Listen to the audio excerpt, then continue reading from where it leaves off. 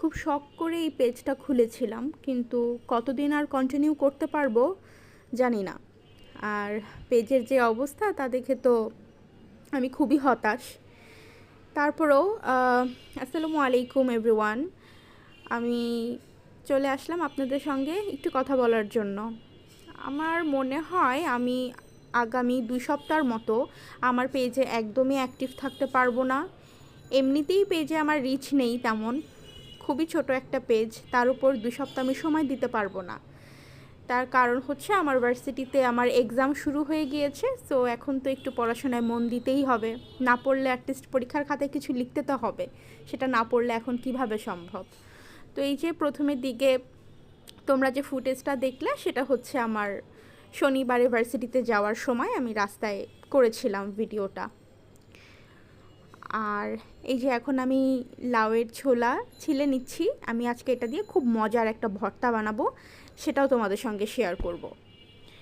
তো পেজে কাজ করতে না চাওয়ার আগ্রহ দিন দিন কেন জানি কমে যাচ্ছে, আর তার পিছনে কারণও আছে। চারপাশে এত এত সাকসেসফুল পেজ ওনারদের দেখে আর আমার পেজের এত 12টা বেজে আছে, সেটা দেখে একটু হতাশ। তবে হ্যাঁ, তাদের সবার জন্য অনেক শুভকামনা।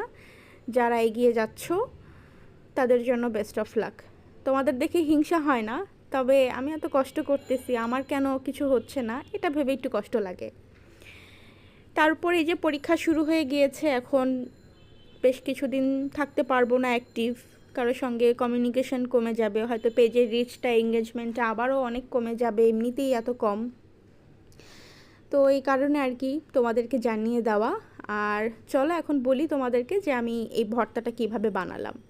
প্রথমে তো দেখতেই পেলা যে আমি লাউয়ের ছোলাটা কেটে তারপর কতগুলো মসুর ডাল নিয়ে দুটাকে একসঙ্গে ভালো মতো ধুয়ে নিয়ে একটু লবণ আর একটু হলুদ দিয়ে আমি সিদ্ধ করে নিয়েছিলাম। পানিটা যখন আমার টেনে আসছিল তখন আমি এই যে এভাবে এটার মধ্যে পরিমাণ মতো পেঁয়াজ, শুকনো মরিচ ভেজে নিয়েছিলাম তেলে, আর হচ্ছে একটু রসুন বাটা আর লবণ দিয়ে আমি পাটায় বেটে নিয়েছি। আচ্ছা, আমি পাটায় বাটাটা আমি দেখাতে পারিনি এই কারণে, কারণ আমার কোনো স্ট্যান্ড নেই যেহেতু, তো আমার এক হাতে ফোন ধরতে হয় আর এক হাতে কাজ করতে হয়। তো এক হাতে ফোন ধরে তো আর আমি পাটায় বাটা দেখাতে পারবো না, তো তোমরা মনে করো না যে আমি পাটায় বাটিনি, আমি কিন্তু এটা পাটায় বেটেই করেছি।